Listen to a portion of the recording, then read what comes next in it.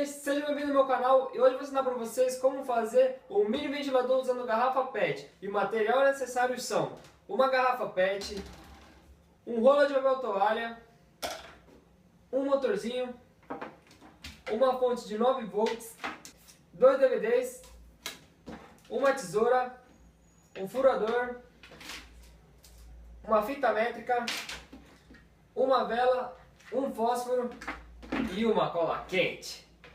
Vamos que interessa?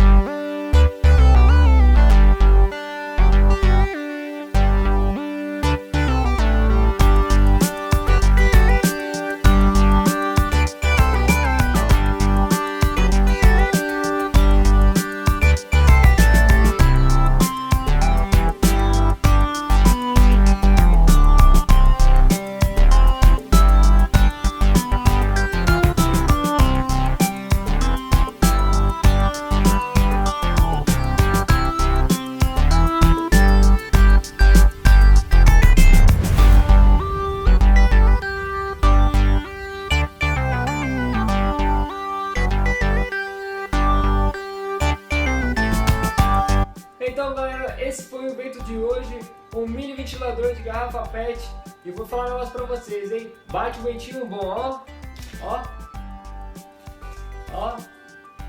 se gostaram, dá um like para compartilhar. Não se esqueça de se inscrever no meu canal. E é isso aí. Fui!